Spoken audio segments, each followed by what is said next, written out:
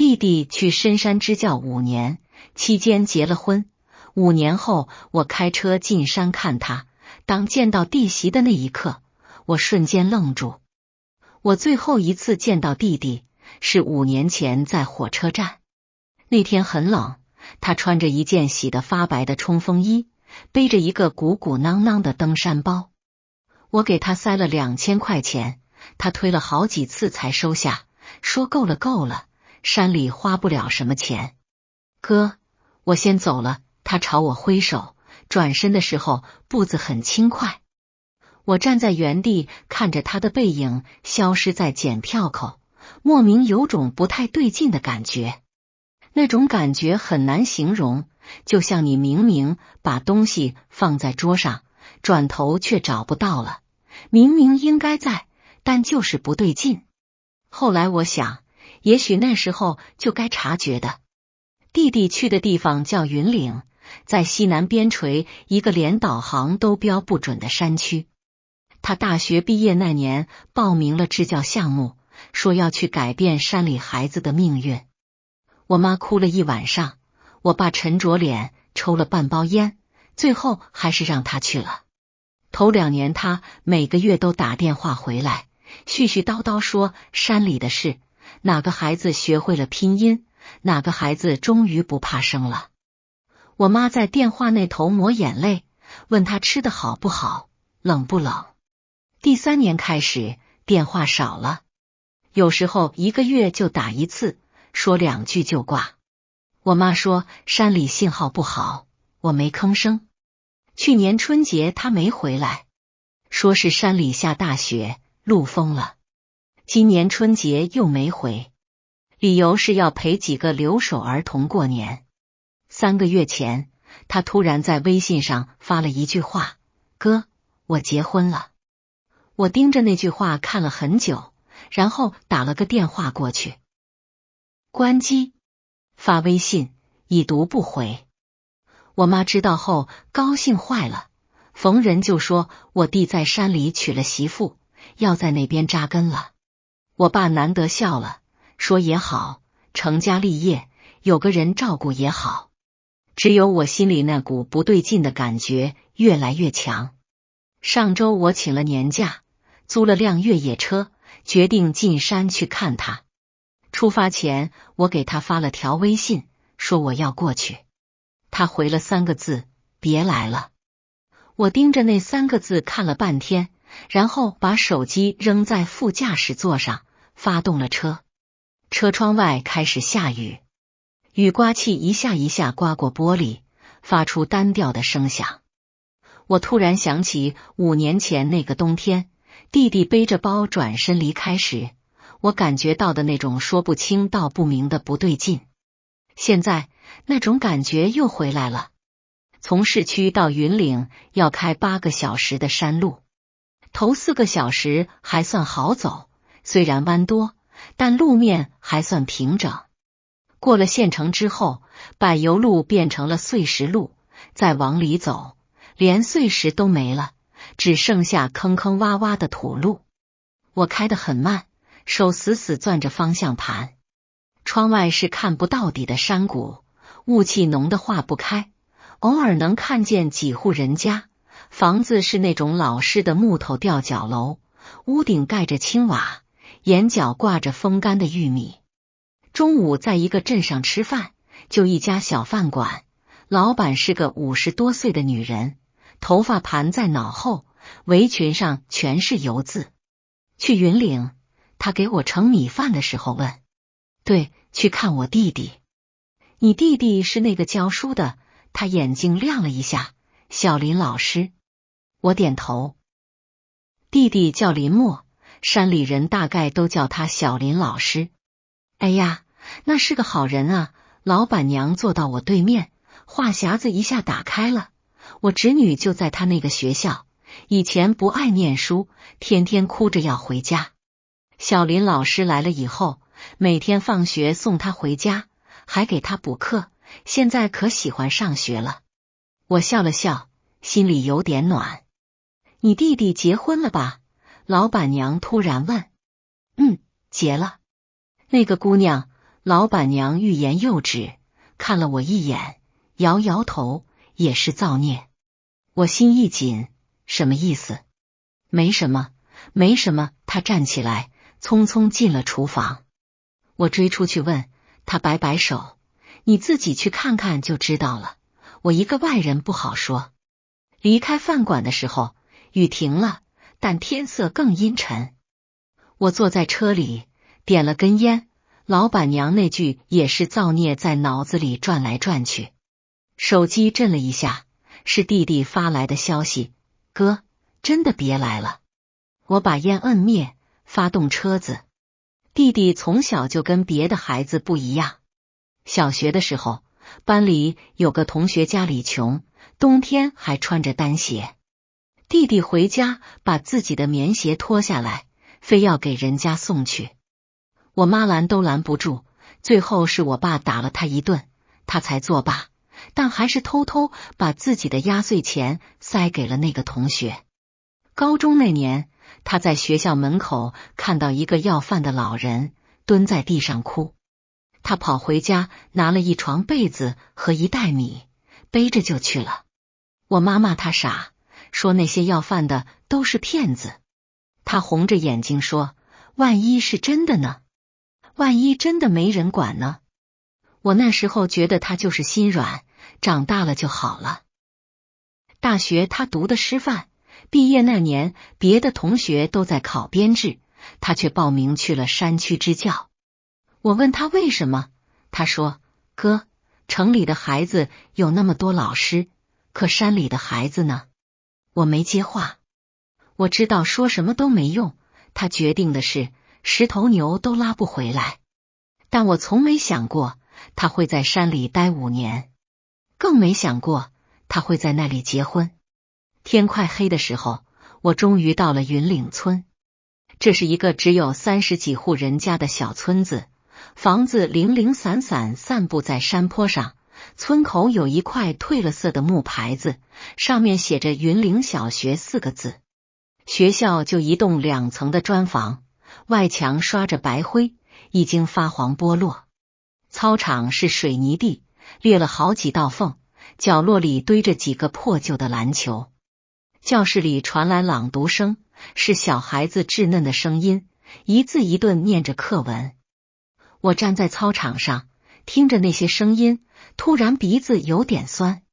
5年了，弟弟就在这样的地方，一个人待了5年。我没有直接去找弟弟，而是在村口找了户人家，想先打听打听情况。开门的是个60多岁的老大爷，背有点驼，眼睛很亮。听说我是小林老师的哥哥，立马把我让进屋，倒了碗热茶。你弟弟是个好人。大爷坐在小板凳上，点了袋旱烟。我孙子就跟他念书，以前连自己名字都不会写，现在都能读报纸了。我问起弟弟结婚的事，大爷抽烟的手顿了一下。你都知道了？知道什么？大爷沉默了很久，叹了口气，那姑娘叫翠花，是村东头老张家的女儿。脑子有点，他指了指自己的太阳穴，不太好使。我手里的茶碗差点掉地上。什么意思？就是傻，天生的。大爷低着头，也是个可怜人，他爹死得早，他妈改嫁了，跟着爷爷奶奶过，老2口也走了，就剩他一个人，村里人都说他活不长久的。我脑子嗡嗡作响。后来你弟弟来了，看他一个人怪可怜的，就经常送点吃的给他。再后来就结婚了。大爷抬起头看我，村里人都说你弟弟心善，那姑娘要不是嫁给他，早就没了。我坐在那里，一句话都说不出来。弟弟娶了个智力残障的女孩，这就是他5年没回家的原因，这就是他让我别来的原因。你弟弟是真心待他好的。大爷又说，每天放学都陪着他，教他说话，教他写字。虽然他学不会，但你弟弟从来不急，就一遍一遍的教。我站起来，声音有点抖。他现在在哪儿？应该在家。你弟弟下午没课的时候会回去陪他。大爷指了指山坡上一间亮着灯的房子。我走出门，天已经完全黑了。山里的夜来得特别快，伸手不见五指，只有那间房子的灯光在黑暗里晃晃悠悠。我站在原地，不知道该不该上去。手机又震了，还是弟弟的消息。哥，你要是来了，别乱说话，求你了。我盯着那句求你了看了很久，然后关掉手机，朝那间亮着灯的房子走去。上山的路很陡，没有路灯，我打着手机的手电筒，一步一步往上爬。半路上遇见一个背着柴火的老太太，我帮她把柴火扛到家门口，她拉着我的手说了一堆感谢的话，最后问我是不是小林老师的亲戚。我是他哥哥。哎呀，你弟弟可是我们村的大恩人。老太太眼眶都红了。去年我老头子病了，是你弟弟连夜背着他走了3个小时山路送到镇上医院的，要不然早没了。我问他知不知道弟弟结婚的事。老太太点点头，叹了口气，那姑娘可怜，你弟弟也可怜，2个可怜人在一起也算是有个伴儿了。他没有再多说什么，转身进了屋。我继续往上走，心里越来越沉。村里人都说弟弟是好人，都说他心善。可我知道弟弟，他不是那种会因为同情就结婚的人。那他为什么要娶那个女孩？走了快20分钟，终于到了那间房子门口。这是一间很旧的木头房子，门框上贴着褪色的春联，院子里堆着一些柴火和农具。屋里传来说话声，是弟弟的声音，很轻很慢。来，跟着我念，苹果。沉默。没关系，慢慢来，苹果。还是沉默。然后是弟弟的笑声，很温柔。好，今天就到这里，你先休息，我去做饭。我站在门口，手抬起来又放下，放下又抬起来。最后我还是敲了门。门开了，弟弟站在门口，整个人愣住。5年没见，他瘦了很多，脸晒得很黑，头发比以前长，有些凌乱。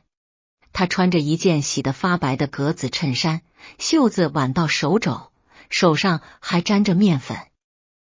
哥，他的声音很干涩。我说了我会来。他没动，就那么堵在门口，身体明显有些僵硬。让我进去吧，我说。他犹豫了很久，最后还是侧身让开。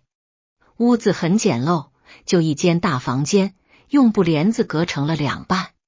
靠门的这边是厨房和客厅，一张木头桌子，几个小板凳，墙上贴着一些学生的画，歪歪扭扭的字，5颜6色的太阳。灶台上还冒着热气，应该是正在做晚饭。他呢？我问。弟弟指了指布帘后面，声音很低，在里面。我朝那边看了一眼，什么都看不清。我想见见他。哥，弟弟抓住我的胳膊，眼睛里有明显的恐慌。你别吓着他，他胆子很小，怕生人。我看着他，心里像被什么东西勒紧了。他怕我说什么难听的话。他在保护那个女孩，即使是对着自己的亲哥哥。我不会乱说话，我说。弟弟盯着我看了很久，最后松开手，朝里面喊了一声：翠花，出来一下，我哥来看我们了。没有回应。弟弟又喊了一遍，声音更温柔了：别怕，是家里人。布帘被掀开了一个角，一个人影慢慢走出来。那一瞬间，我整个人都僵住了。那是个很瘦很瘦的女孩，看起来20岁左右，穿着一件洗得发白的碎花上衣，头发用布绳扎着，脸色苍白，眼睛很大，但目光是涣散的，没有焦点。他站在那里，手不停地绞着衣角，整个人在微微发抖。翠花，这是我哥哥。弟弟走过去，轻轻拉住他的手。他从很远的地方来看我们，是好人，不用怕。女孩看了我一眼，又快速低下头，身体抖得更厉害了。我喉咙发紧，一句话都说不出来。你先回房间休息吧。弟弟把他带到布帘后面，过了一会儿才出来。我们面对面站着，谁都没说话。你想问什么就问吧。弟弟先开口了，声音很平静，但我能听出那种决绝。骂也行，打也行，但别在他面前。你疯了吗？我的声音几乎是吼出来的。你知道自己在做什么吗？我知道。你知道个屁！我一拳砸在桌子上。你把自己毁了，你知道吗？你才27岁，你的人生才刚开始。弟弟没有反驳，只是平静地看着我。他是个智障，你懂吗？你要照顾他一辈子。我压低声音，你对得起爸妈吗？对得起自己吗？哥，弟弟打断我，你还记得你小时候跟我说过什么吗？我愣住。你说，人活着不是为了让别人满意，是为了对得起自己的心。他笑了一下，眼睛有点红。我现在对得起我的心。我转过身，不想让他看见我的表情。外面开始下雨，雨点打在屋顶上，发出密集的响声。你留下来吃饭吧，弟弟说，走到灶台边继续和面。我做面条，你以前最爱吃的。我站在那里，看着他的背影。他真的瘦了很多，背有点驼，动作很慢，但每一个动作都很认真，很仔细。那个曾经在火车站朝我挥手、步伐轻快的少年已经不见了。那天晚上我没走，弟弟在外面客厅打了个地铺给我。夜里我睡不着，听见布帘后面传来轻微的说话声，是弟弟在给那个女孩讲故事。很久很久以前，有一只小兔子，它迷路了，找不到回家的路。它的声音很轻，带着哄孩子的温柔。我躺在地铺上，盯着黑漆漆的屋顶，脑子里乱成一团。弟弟是真的要在这里过一辈子了。第二天早上，弟弟要去学校上课，问我要不要一起去。我说去。学校就在山下，走路10分钟。路上遇见好几个学生，都是6、7岁的孩子，背着破旧的书包，看见弟弟就大声喊林老师好。弟弟一个一个摸他们的头，问他们昨天的作业做了没有，早饭吃了没有。有个小女孩拉着他的手不放，说他妈妈出去打工了，他想妈妈。弟弟蹲下来，认真的说，那你要好好学习，等你长大了就能去找妈妈了。小女孩用力点头。到了学校，弟弟拿出钥匙开教室门。教室很小，只有10几张课桌，黑板有点歪，墙上贴着拼音表和乘法表。学生陆陆续续来了，总共13个孩子，最大的10岁，最小的才5岁。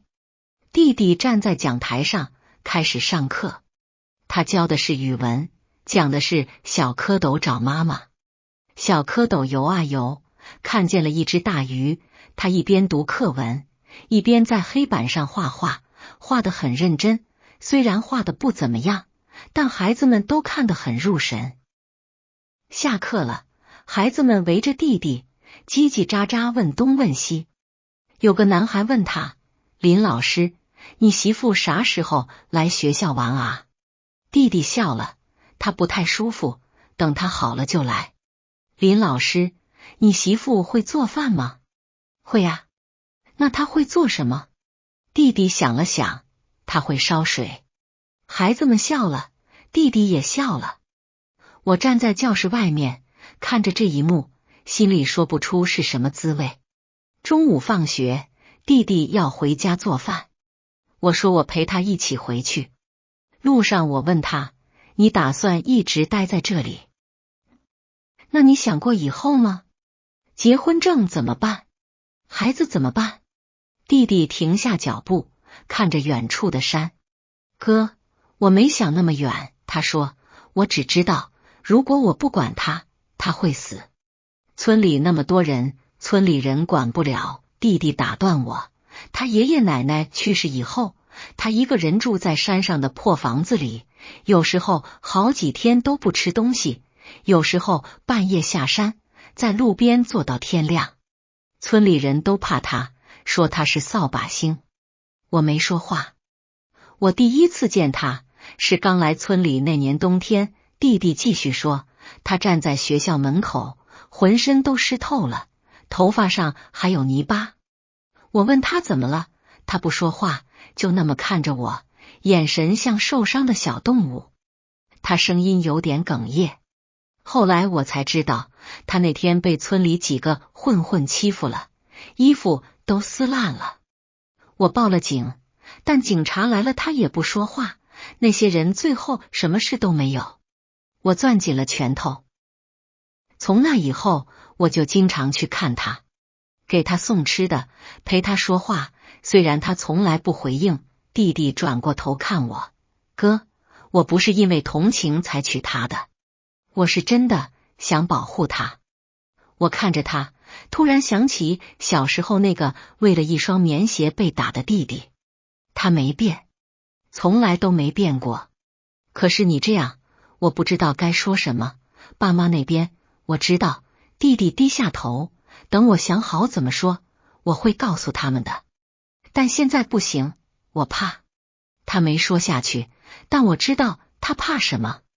他怕爸妈阻止，怕爸妈让他把人送走，怕那个女孩又没人管了。我们沉默着走回家。翠花坐在门口的小板凳上，手里拿着一根树枝，在地上画圈圈。看见弟弟，他站起来，眼睛亮了一下。饿了吧？我这就做饭。弟弟走过去，很自然地牵起他的手。他没有挣扎，跟着他进了屋。我站在院子里，看着他们的背影，心里突然涌起一种强烈的无力感。我在村里待了3天，这3天里，我看着弟弟每天早上5点起床，先给翠花做早饭，然后去学校上课，中午回来做午饭，下午继续上课，晚上回来做晚饭，洗衣服，收拾屋子，最后还要给翠花讲故事，哄她睡觉。她像个陀螺一样转个不停，但从来没喊过一声累。翠花话很少，几乎不开口。她大部分时间都坐在门口发呆，或者在院子里走来走去，像个迷路的孩子。有时候弟弟会拉着她的手，教她认字，教她说话，但她总是学不会。弟弟也不急，就一遍一遍的教，直到他烦了，把本子推开，他才笑着说，好好好，今天就到这里。第3天晚上，弟弟喝了点酒。他平时不喝酒，那天不知道为什么，从邻居家拿了瓶自酿的米酒，一个人坐在院子里喝。哥，你是不是觉得我疯了？他仰着头看天，眼睛有点红。没有。你有。他笑了，所有人都这么想。村里人觉得我是圣人，你觉得我是傻子，但其实我谁都不是，我就是。他停顿了很久。我就是舍不得，他说，我舍不得他一个人，他太可怜了。哥，你不知道他有多可怜。我没说话。他其实什么都懂。弟弟突然说，他只是不会说话，但他什么都懂。我愣了一下，什么意思？弟弟没有回答，只是继续喝酒。那天夜里，弟弟喝醉了，说了很多胡话，什么对不起，我会保护你，别怕之类的。我把他扶进房间，让他躺下，他抓着我的手，含糊不清地说，哥，你别告诉爸妈，求你了。我不会说的。他这才松开手，沉沉睡去。我坐在床边，看着他的脸，他真的老了很多，眼角有了细纹，额头上有了抬头纹。这个曾经连头发都梳得一丝不苟的弟弟，现在头发乱糟糟的，脸晒得黑黑的，手上全是干活留下的茧子。我起身准备出去，无意间看见床头柜上有个笔记本，我犹豫了一下，还是拿起来翻开。那是弟弟的日记，第一页写着2019年9月1日，今天是支教的第一天，孩子们很可爱，虽然基础很差，但都很认真，我会好好教他们的。我一页一页往后翻，看着他记录这5年的点点滴滴，学生的进步，村里的变化，山里的风景，还有翠花。关于翠花的记录从第3年开始出现。2021年12月15日，今天见到了一个女孩，她浑身是泥，眼神像受伤的鹿。村里人说她是傻子，但我觉得她只是害怕。2022年3月10日，给翠花送了点吃的，她还是不说话，但接受了。我觉得这是个好兆头。2023年5月22日，翠花今天笑了，因为我给她讲了个笑话。虽然她可能听不懂，但她笑了。那一刻我突然觉得，我做的这些事是有意义的。我的手有点抖，继续往后翻。然后我看到了最后一页，日期是1个月前。2024年10月1日，我做了一个决定，翠花怀孕了。笔记本从我手里滑落，掉在地上，发出沉闷的响声。我盯着那个笔记本，脑子一片空白。怀孕，翠花怀孕了。我弯腰捡起笔记本，手抖得几乎握不住。我强迫自己继续看下去。孩子不是我的，是他那个畜生父亲的。我整个人僵住。村里人都以为他父亲死了，但其实没有。他一直躲在山上，隔3差5就会来找翠花。我一直不知道，直到上个月，我半夜去找翠花，看见那个男人从他房间里出来。我的手攥的笔记本都皱了。我报警了，但翠花不配合，她不说话，不指认，什么都不做。警察说没有证据，不能立案。那个男人还威胁我，说如果敢再报警，就杀了我。我想了很久，最后决定娶翠花，这样我就可以名正言顺地保护她，那个男人也不敢再来了。至于孩子，我会当作自己的孩子养。哥，如果有一天你看到这个日记，求你理解我。我真的没有别的办法了。我合上笔记本，眼泪掉了下来。天快亮的时候，弟弟醒了。他看见我坐在床边，又看见床头柜上的笔记本，整个人瞬间清醒了。你看了？他说，不是疑问句，是陈述句。看了。他沉默了很久，然后说，那你现在知道了。你为什么不告诉我？我声音很哑。你为什么要一个人扛这些？告诉你又能怎么样？弟弟苦笑。你能帮我吗？你能改变什么吗？我说不出话来。哥，我知道你想说什么。弟弟坐起来，看着我。你想说我傻，你想说我毁了自己，你想说这不值得。但我告诉你，我不后悔。她怀了那个畜生的孩子，我几乎吼出来，你要养一辈子别人的孩子。那又怎样？弟弟的声音也高了起来，那个孩子有什么错？他也是受害者。我们对视着，谁都没有再说话。外面传来轻微的脚步声，翠花站在门口，眼睛睁得很大，身体在发抖。没事，你回去睡。弟弟立刻站起来，走过去拉他的手。我和我哥在说话，没吵架，别怕。翠花看了看我，又看了看弟弟，最后转身回了里屋。弟弟送他回去，过了很久才出来。他父亲真的死了，他突然说，上个月喝醉了掉进山沟里，摔死了。我愣住。所以现在安全了，弟弟靠在墙上，闭上眼睛，我可以好好照顾他了，不用再担惊受怕。那你为什么不跟我说？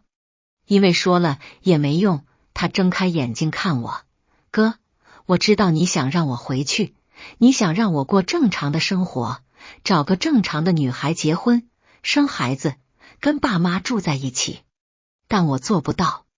为什么？因为我一闭上眼睛，就会看见他一个人坐在黑暗里的样子。弟弟的眼泪掉下来，我走不了，哥，我真的走不了。我转过身，不想让他看见我也在哭。那天早上，我们谁都没有再提这件事。弟弟去学校上课，我一个人留在家里。翠花还是坐在门口，手里拿着树枝画圈圈。我走过去，在他旁边蹲下。你都知道的，对不对？我轻声说。他手里的树枝停住了。你知道我弟弟为了你做了什么，你也知道他有多累，对不对？他慢慢抬起头，看着我，那双眼睛不再涣散，而是清澈的可怕。我声音卡住了。他看了我很久，然后低下头，继续画圈圈。但我知道我没看错。那一刻，他的眼睛里有清晰的理解和悲伤。弟弟说的对，他什么都懂，他只是不会说话。我本来打算第二天就走，但发生了一件事。那天傍晚，一个50多岁的男人来了。他长得很壮，皮肤黑，眼睛小，进门就大声喊：林老师在家吗？弟弟刚从学校回来，听见喊声，脸色一下就变了。张叔，有事吗？他挡在门口，没让那人进来。当然有事。那人推开弟弟，径直走进院子。我来谈谈我侄女的事。我站在厨房门口，看着这一幕。翠花是我哥的女儿，现在我哥没了，按理说她应该由我来照顾。那人坐在院子里的凳子上，敲着二郎腿。但我听说她嫁给你了，这是我之前不知道，现在知道了，咱们得重新谈谈。谈什么？弟弟的声音很冷。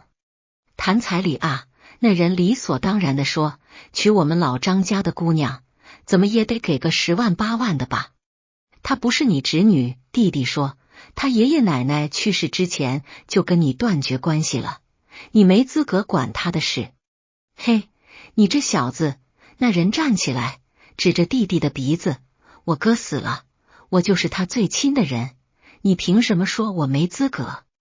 凭你从来没照顾过他。弟弟也不退让，他爷爷奶奶生病的时候，你在哪儿？他一个人的时候，你在哪儿？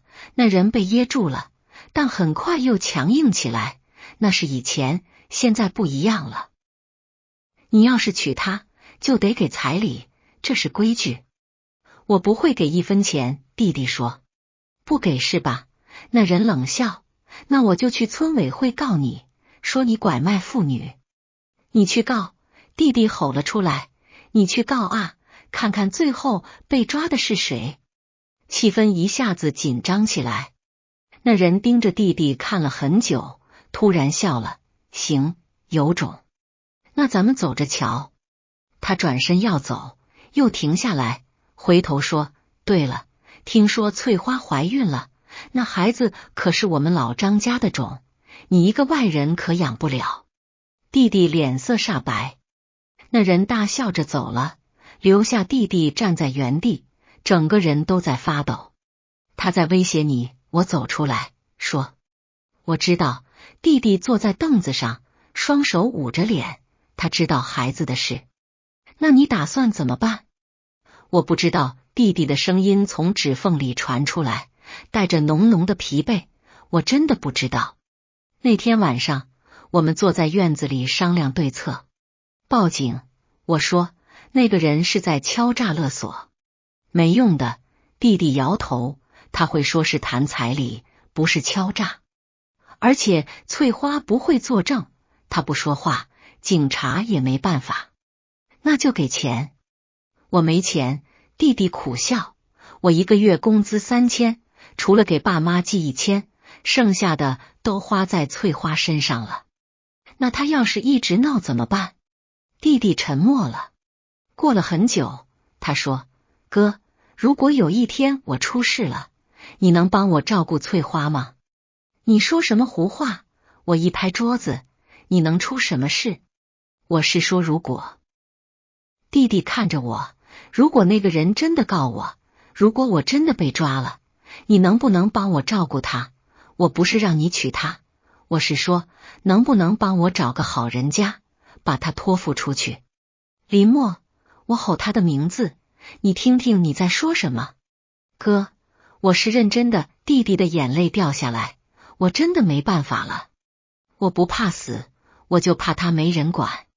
我盯着他，心脏像被什么东西攥住了。你他妈给我听着，我一字一句地说，什么都不会发生，你不会出事，他也不会没人管。我在这里，你懂吗？我在这里。弟弟看着我，突然哭出了声。他趴在桌子上，像个孩子一样嚎啕大哭。我坐在他旁边，手放在他肩膀上，什么都说不出来。里屋传来轻微的动静，翠花掀开布帘，站在那里看着我们。她的眼睛红红的，不知道是不是哭过。第二天一早，我去了村委会。村支书是个60多岁的老人，姓王，村里人都叫他王书记。我说明来意，他叹了口气。张家那个老二不是个东西，王书记给我倒了杯茶。他哥在的时候，就老是从家里偷钱去赌，后来他哥被气死，他倒好，惦记上侄女了。那他说的彩礼，放屁！王书记拍了桌子。翠花的爷爷奶奶在的时候就说了，跟张家老二断绝关系，有字据为证。他要是敢闹，我就把字据拿出来，看他还有什么话说。我松了口气。但是王书记又说，翠花肚子里那个孩子确实是个麻烦。我心一紧，什么意思？村里人都在传，说那孩子是他爹的。王书记压低声音，虽然没证据，但大家都这么说，小林老师的名声也受影响了。那能怎么办？最好的办法是让翠花开口说话，证明孩子是小林的。王书记说，但他不说话，这事就说不清了。我沉默了。小林老师是个好人，王书记叹气，但好人不一定有好报。这世道就是这样。我从村委会出来，心情沉重地往回走。半路上遇见了昨天那个老太太，她叫住我，神神秘秘地说，你弟弟媳妇那个孩子，你们要小心。什么意思？张家老二不是好人，他肯定会拿这个做文章。老太太说，他就是想要钱，要不到钱就想把翠花要过去，好卖个好价钱。卖？我愣住了。可不是，老太太压低声音，我听说了，他已经在联系人了，说要给翠花找个婆家，彩礼能要好几万。我血往上涌，他敢？他有什么不敢的？老太太摇头，翠花没爹没妈，又不会说话，谁管她的死活？我转身就往村里跑。回到家，弟弟正在做饭，翠花坐在门口晒太阳。哥，你跑这么急干什么？弟弟看见我，有点奇怪。我把老太太的话告诉他，弟弟脸色刷一下白了。他不会得逞的，弟弟说，但声音在抖。你打算怎么办？弟弟没说话，只是看着院子里的翠花。他还是那样，坐在小板凳上，手里拿着树枝，在地上画圈圈。哥，我跟你说实话吧，弟弟突然说，翠花不是智力残障。我愣住。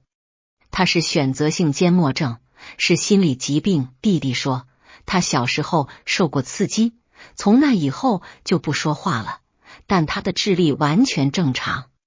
那你为什么？因为村里人都以为他是傻子。弟弟打断我，这样反而安全。如果让别人知道他是正常的，就会有更多人打他的主意。我看着翠花，心里涌起一股强烈的悲哀。她知道自己怀孕吗？我问。弟弟点点头，知道。那他想生下来。弟弟说他不会说话，但他给我写了字条，说他想要这个孩子。为什么？我也不知道。弟弟苦笑，也许对他来说，这个孩子是他在这个世界上唯一的亲人了。我们站在那里都没再说话。过了一会儿，翠花突然站起来，走到我们面前。她看着我，然后慢慢抬起手，在空中比划。她在用手语，我看不懂，但弟弟看得懂。他说谢谢你。弟弟的声音有点哽咽，他说你是好人。翠花又比划了几下。他说弟弟的眼泪掉下来，他说他会保护这个孩子，他不会让任何人伤害他。那一刻，我突然明白了，翠花不是傻子，她从来都不是。她只是一个受了太多伤害的女孩，她用沉默保护自己，用沉默对抗这个冷漠的世界。但现在，她肚子里有了一个孩子，她不能再沉默了。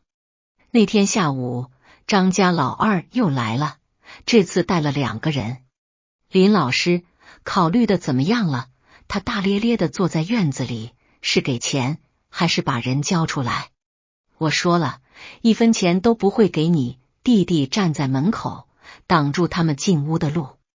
那可由不得你。张家老二站起来，朝那2个人使了个眼色。翠花是我侄女，她怀了我们老张家的种，我有权利带她走。2个人朝屋里走去。你们敢！弟弟拦住他们，让开！其中1个人推了弟弟一把，弟弟踉跄了一下，差点摔倒。我冲上去抓住那个人的衣领，你他妈再动一下试试！哟，还有帮手啊！张家老二冷笑，我告诉你们，今天我就是要把翠花带走，谁拦我跟谁急。你们谁都别想带走她！弟弟吼道，除非从我尸体上踏过去。气氛一下子剑拔弩张。就在这时，一个声音响起，都给我住手！我们转头看去，王书记带着几个村民赶来了。张老二，你要干什么？王书记拿出一张纸，这是你哥临死前写的字据，说跟你断绝关系，翠花的事你管不着。张家老二被噎住了。还有，你说翠花怀了你们老张家的种？王书记冷笑，有证据吗？没证据就是污蔑，我现在就可以报警抓你。我就是来看看侄女。张家老二开始往后退。看侄女？你从他爷爷奶奶在的时候就没来看过他一眼。王书记指着他的鼻子，我告诉你，以后你要是再敢来骚扰小林老师，我就让你在村里待不下去。张家老二灰溜溜的走了。谢谢王书记。弟弟深深鞠了一躬。不用谢我。王书记拍拍他的肩膀，这是我应该做的。你好好照顾翠花，她是个可怜的孩子。危机暂时解除了，但我知道这不是结束。那天晚上，我坐在院子里，看着满天星星。翠花突然走出来，坐在我旁边。她手里拿着一个本子，递给我。我接过来，借着月光看去。那是一页纸，上面歪歪扭扭的写着几个字：谢谢哥哥。我看着那几个字，喉咙发紧。翠花又拿出笔，在本子上慢慢写。我知道你们为了我很辛苦，我不想连累你们，但我真的很想要这个孩子。他是我的孩子，不是别人的。我看着那些字，眼泪止不住的往下掉。我声音发抖，你为什么不说话？翠花停下笔，看着远处的山。过了很久，她又写，我说不出来。我一开口就会想起那些事。我懂了。对她来说，说话意味着回忆，回忆意味着痛苦，所以她选择了沉默。林默，我指了指屋里，他对你好吗？翠花点点头，脸上露出笑容。那是我第一次看见他笑，他笑得很纯粹，像个孩子。他说他会保护我，他又写，他说他会保护我的孩子。你信他吗？翠花又点点头，这次点得很用力。然后他写，我爱他。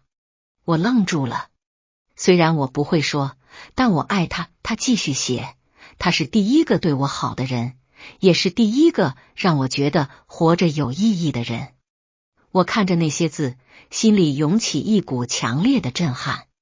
原来不是弟弟单方面在拯救他，他们是在互相拯救。我在村里又待了1个星期，帮弟弟处理了很多事。首先是去镇上找了律师，起草了一份声明，证明翠花的监护权和张家没有任何关系。然后是找了几个在村里有威望的老人，让他们作证，证明翠花是自愿嫁给弟弟的。最后我给了张家老二一笔钱，不多，5000块，但足够让他闭嘴了。你不是说不给钱吗？弟弟问我。我说的是你不给，我说我给，不违背你的原则。弟弟看着我，突然红了眼眶。哥，谢谢你。别跟我说谢谢，我拍拍他的肩膀，你是我弟弟。临走那天，全村的人都来送我，孩子们围着我，叽叽喳喳地说舍不得我，给我塞了好多野果子和玉米。老人们拉着我的手，让我一定要再来，说这里就是我的家。我一个一个的答应，心里暖暖的。最后翠花走过来，递给我一个小布包。我打开，里面是一双手工绣的鞋垫。他做了1个星期，弟弟在旁边说他想谢谢你。我看着那双鞋垫，眼泪又掉了下来。谢谢，我对翠花说。翠花看着我，突然开口了，哥哥。他的声音很轻，带着沙哑，但清晰的让所有人都愣住了。你叫我什么？我以为自己听错了。哥哥，他又说了一遍，眼泪掉了下来。谢谢哥哥。弟弟整个人都僵住了，然后冲过去抱住他，哭出了声。你说话了，你终于说话了。翠花也哭了，趴在他肩膀上，哭得像个孩子。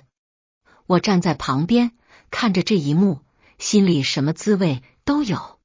那天下午，我开车离开了云岭，在山路的转弯处，我停下车，回头看了最后一眼。弟弟和翠花站在学校门口，朝我挥手。我也挥了挥手，然后发动车子，头也不回地开走了。后来，我把这件事告诉了爸妈。妈妈哭了很久，说要去山里看弟弟。我拦住了，说等翠花生了孩子再去。爸爸没说什么，只是一个人坐在阳台上抽了一夜的烟。第2天早上，他叫住我，给了我一个存折。这是我和你妈这些年存的钱，你拿去给你弟弟。他说孩子生下来要花钱，让他别省。我接过存折，眼泪掉了下来。3年后，我又一次开车进山，这次路好走多了，镇上修了新路，直通云岭村。到村口的时候，我看见学校门口站着好多人。我停下车，走过去。弟弟和翠花站在最前面，翠花怀里抱着一个2岁多的孩子。舅舅！孩子看见我，大声喊。我走过去，抱起他，心都要化了。叫舅舅！翠花笑着说，声音比3年前清晰多了。舅舅好！孩子奶声奶气地说。我看着翠花，他真的变了很多，头发长了，扎成马尾，脸色红润，眼睛明亮，笑容温柔。哥，你终于来了。弟弟走过来，给了我一个拥抱。他也变了，没那么瘦了，脸上有了笑容，整个人看起来轻松多了。学校怎么样了？我问。很好，弟弟指了指身后，县里拨了款，新盖了教学楼，现在有50多个学生了。翠花也在学校帮忙，教孩子们手工。我看向翠花，她冲我笑了笑。走吧，回家吃饭。弟弟拉着我往山上走，路还是那条路，但两边多了路灯。房子也还是那间房子，但院子里多了秋千和滑梯。晚饭很丰盛，都是翠花做的。嫂子手艺不错，我夸她。翠花脸红了，小声说，是林默教我的。别听他的，是他自己学的。弟弟给我夹菜，他现在什么都会，做饭、洗衣服、带孩子，比我强多了。爸爸笨，孩子突然说。我们都笑了。吃完饭，我坐在院子里，看着天上的星星。翠花端了杯茶给我。哥，谢谢你。他坐在我旁边，如果不是你，我们不会有今天。别这么说，我摆摆手，你们能走到今天，是你们自己的努力。但是你帮了我们。翠花认真的说，你是我们家的恩人。我看着她，心里很感慨。3年前那个不说话的女孩，现在能清晰的表达自己的想法了。3年前那个被伤害的遍体鳞伤的女孩，现在眼睛里有了光。你幸福吗？我问她。幸福，她点点头，笑得很灿烂，很幸福。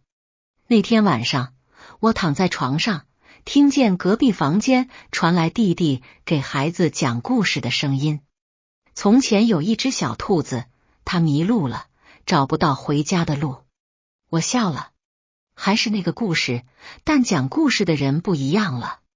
曾经是他一个人对着一个不会回应的女孩讲，现在是他对着自己的孩子讲，旁边坐着他的妻子。